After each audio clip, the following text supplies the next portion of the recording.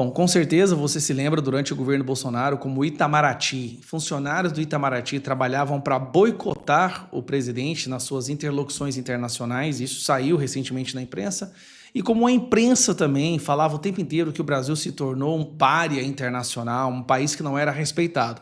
Bom, a gente viu o oposto, né? Onde o Bolsonaro ia, ele era muito bem recebido, ele fazia relações e acordos internacionais como nunca havia sido feito antes.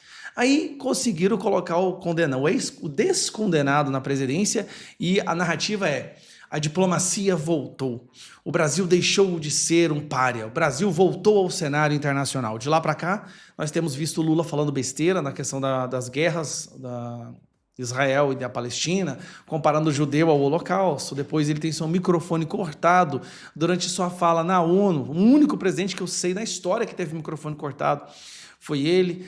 Não foi deixado, não foi permitido entrar numa festa onde o Biden estaria, e é uma vergonha atrás da outra. Agora, olha só essa última. Donald Trump chega à presidência dos Estados Unidos e o seu secretário lá, né, começa a falar com vários países, o secretário de Estado, Marco Rubio, com vários países. Afinal de contas, essa é a função dele. Só que ele ignora um país. Tem um país que ele não quer nem conversar.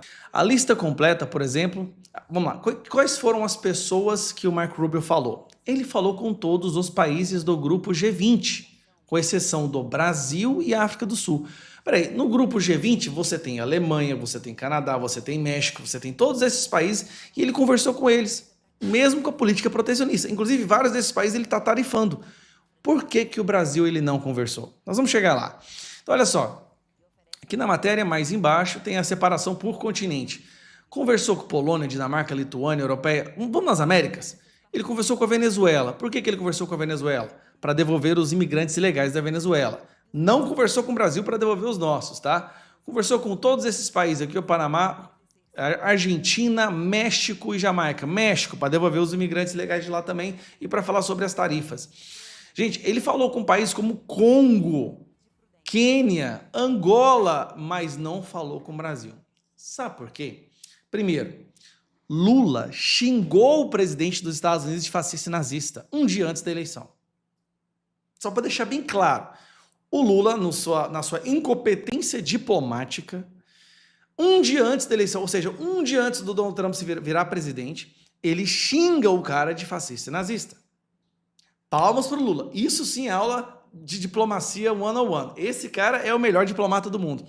E depois, porque o Trump está vendo as ações do STF, que é um puxadinho do governo brasileiro, contra os Estados Unidos. Então não tem conversa. Ou é como se o governo americano nem sequer reconhecesse o Lula como verdadeiro presidente. A verdade é o seguinte, eles sabem, né, de algumas coisas das nossas eleições, então eles assim veem o Lula não como presidente, mas como um fantoche que foi colocado na presidência por uma elite jurídica que está transformando o Brasil numa ditadura. Então ele não tem intenção de conversar com essa pessoa, sendo que ele sabe que na maioria das vezes essa pessoa não decide nada.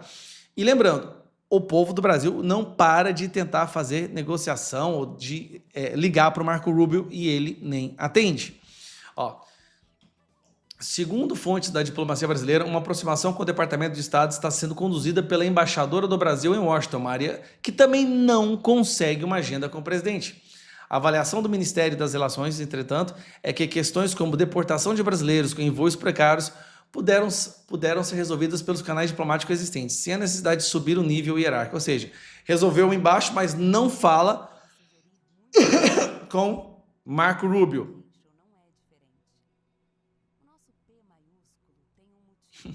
Ele nem foi no encontro lá da África do Sul também.